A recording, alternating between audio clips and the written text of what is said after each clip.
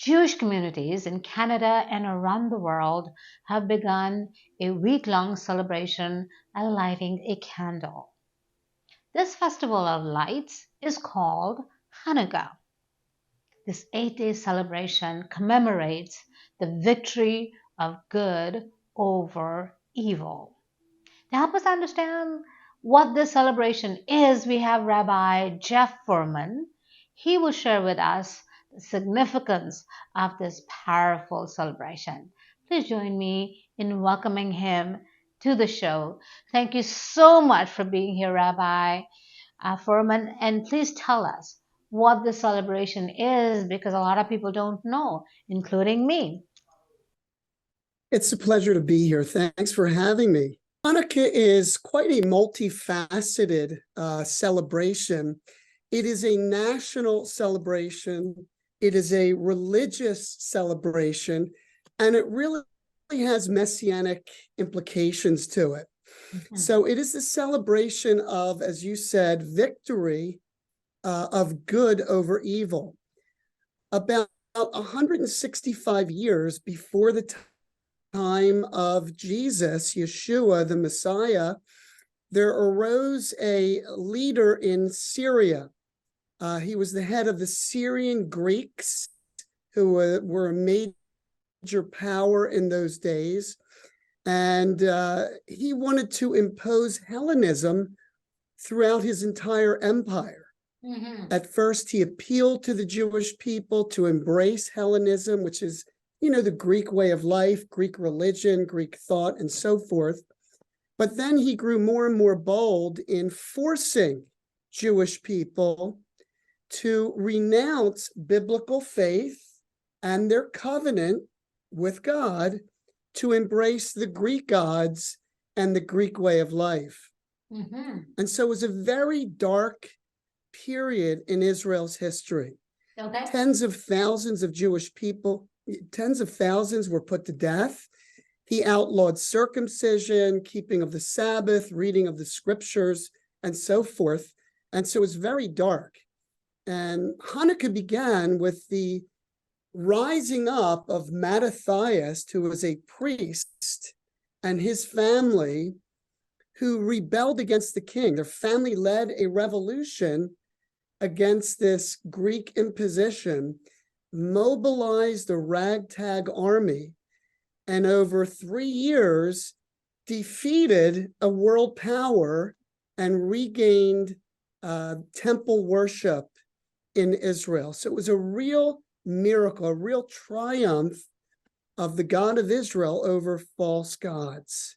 In essence, that's what it's about. Okay, now this is thank you for sharing that with us. This is an 8-day long celebration, right? That's the unique thing about this particular festival. Every festival is different. And what is the significance of lighting one candle each day for 8 days? Well, it's based on a tradition that once the Maccabees recovered the temple and they wanted to reinstate it, cleanse it, and purify it, there was only enough oil for 1 day for the menorah, the candle. But the tradition says that the oil lasted for 8 days, enough time to make more oil. And so that's where the 8 days of Hanukkah, lighting a candle based on this tradition of a miracle. Wonderful. So how do the Jewish people view this miracle? What does this miracle say to them? Well, the miracle really was the winning of the war. I mean, whether the miracle of the oil happened, we really don't know. So I'm not going to say it as a fact. But the real miracle was this, that God called the nation of Israel. And this is really important for our day with what's going on in Israel today, that Israel has been chosen by God, by divine election. Israel has a unique covenant with God.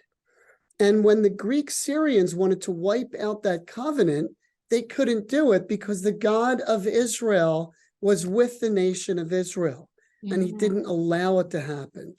To me, that's the miracle, that a small ragtag army could defeat a world power like the Syrians. Mm. But of course, the Hanukkah menorah is very interesting because there's the 8 candles, but then there's that middle 9th candle, which is called the shamash, the Okay. servant candle. And each night, the shamash candle is lit first, and then that candle is used to light all the others. And of course, that candle speaks to us. When I mentioned about the messianic implications, Yeshua said, I am the light of the world. And he is that shamash, that servant candle that gives light to each one who puts their trust in him. Wonderful. Well, you're a rabbi, and this is a season of celebrations because, we have Hanukkah now, and then we're going to have Christmas coming up very, very soon. As a faith leader, what message would you like to give to the world right now, specifically for Canadians? Well, there's two. One is about Yeshua himself. And the question is, did Yeshua himself celebrate Hanukkah? Because it's obviously not a biblical feast listed in Leviticus 23, but the scriptures clearly say that in John chapter 10, verse 22, at the time the feast of the dedication took place in Jerusalem. Well, that's Hanukkah. Hanukkah means dedication, and it A lot of people represents don't know that. And yes, this is so important, right? yes, it is. Especially people who are Christians, they don't know, right, that Jesus actually did celebrate Hanukkah. He was an observant Jew. He was. Mhm. And it was in the winter, it says here, and he was walking in the temple. So Yeshua was in Jerusalem during the Feast of Dedication. Why did he keep it? Because number one, he was a Jew, as you said. He was raised in a Jewish family. Every year they celebrated Hanukkah growing up. He celebrated Hanukkah because it represents a stand that the Jewish people took for the covenant. They had to put their life on the line to say, we are going to serve the God of Israel, not the God of idols. And so that's very significant. And, the message of Hanukkah for us today is this, that the leader of the Syrian Greeks, his name was Antiochus Epiphanes. He claimed that he himself was God. And the Jewish people, he put an idol in the temple, and the Jewish people called it the abomination of desolation. Absolutely. Of course, we know what that points to. That points to a day.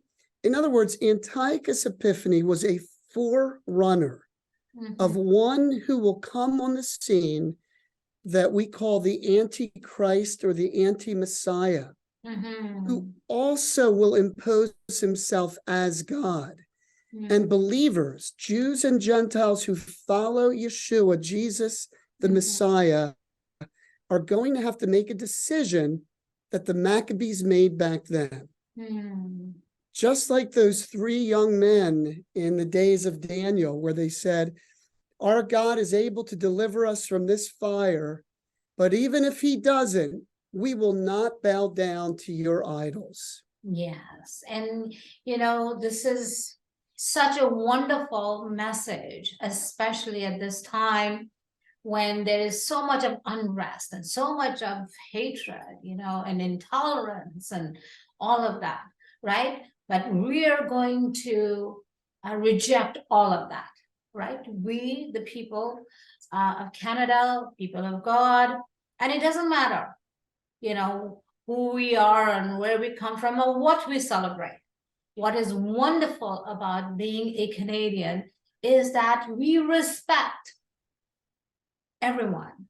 And so from all of us here at Chai with Molly, we want to wish you, your congregation, your friends, and all our Jewish viewers and our friends in Canada a very happy Hanukkah.